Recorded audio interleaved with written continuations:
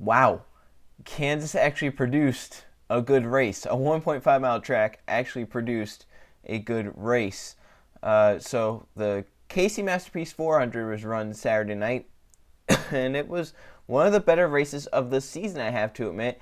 And for some reason, the past few Kansas races have actually been good races. Last season's night race was ranked as one of the highest voted yes races of the season, and then the fall race was actually kind of good as well. This race was no different than last season's night race. It had battles all around the racetrack. It had different grooves working. It had a fantastic finish. So let's just start with the first 230 laps because not much happened, but it was still pretty exciting. So, competition caution comes out in lap 30, which helped Blaney get caught up to Harvick, who was running away with it. And then we go back green until the end of stage 1. That's when the yellow comes out. Blaney just edges, just edges Harvick out for the stage win. And then we go green for all of stage 2. And at the end of stage 2, we have another new winner of the stage. Kyle Larson wins stage number 2. And then we go 70 more green flag laps until we get our first caution for contact, which was between Bowman and Suarez. That brings out the yellow, and then all hell breaks loose. So then, after all the pit strategy, Harvick gets out in front, and Blaney and Larson are battling. Blaney had one of the faster cars of the night. Larson was also one of the faster cars, but he was falling back, and they made some contact. They hit, they banged. It cut Blaney's tire down. He went hard into the turns 1 and 2, which brought another yellow flag. So that's now the second caution for contact. About 8 cars stay on the racetrack or take 2 tires. The rest come down pit road to put 4 fresh tires on. They have now fresher tires than everyone up ahead of them. And out of the restart, the big one happens as they come off of turn number 4. Byron gets sent into the air. Newman gets underneath them. The yellow comes out. The red flag comes out. We go back green with about 9 laps to go. Truex has pulled away, but with 5 to go, that gap starts dwindling down. Harvick is chasing him down, fresher tires. And with 2 to go, Harvick is there. Through 3 and 4 goes to the outside. Truex, he clears him. Truex tries to fight back. He couldn't get anything done. And Harvick wins another race this season. And there were some tempers flaring. Obviously, Larson was mad after the contact with Blaney. Coming to the white flag, Stenhouse pulled a slide job on Chase, came up in front of him and slowed Chase's momentum. Chase could have run to the back and probably wrecked them both, but he decided to lift, and they lost a few positions from that. Chase was angry with Stenhouse about it, showed his displeasure on the cooldown lap, and then went over and kind of talked about it, and that was that. And then, of course, Newman had another car on top of him, and Kyle Larson's rear window was caved in big time.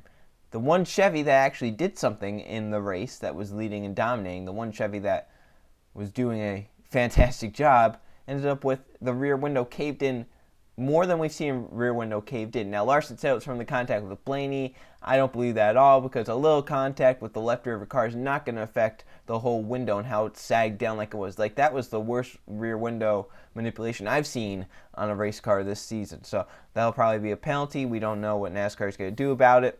If they believe what Larson said, I wouldn't think they would, because I don't really think contact would cause the window to fail like that. And then they even went on after that.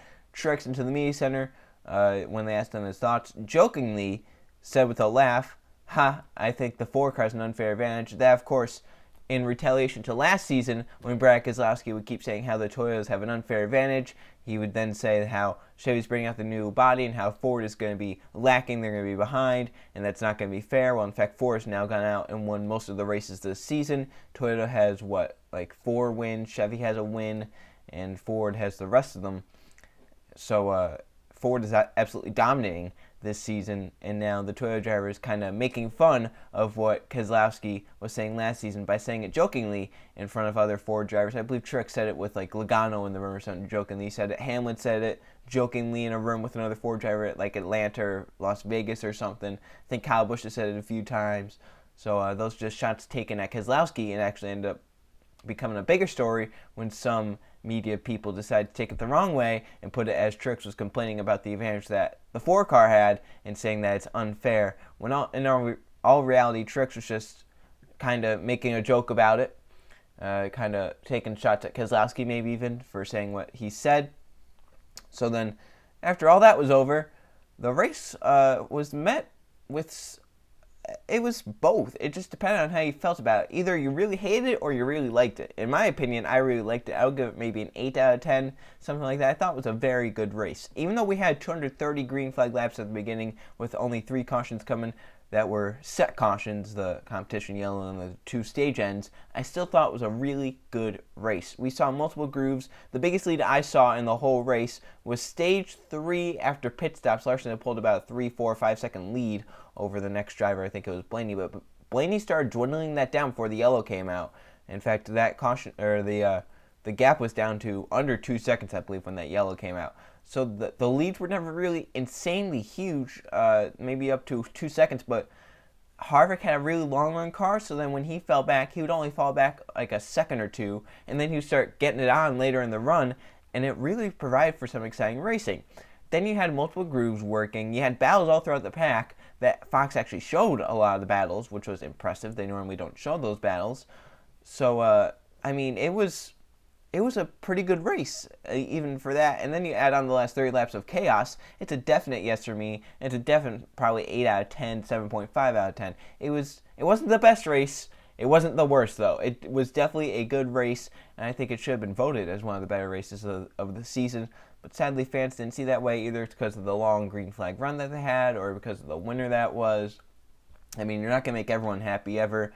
You throw a fake yellow sometime in stage 1 or stage 2 because it's too long a green flag run, you're going to make people mad, but you're going to make some other people like, oh, thank God, it's closer together now. But then if you don't throw a yellow because you have a long green flag run, others are going to be like, well, this is boring, it's green flag, even though green flag isn't necessarily boring. We saw that with Kansas. It was pretty exciting with the multiple grooves and the pit strategies and whatnot.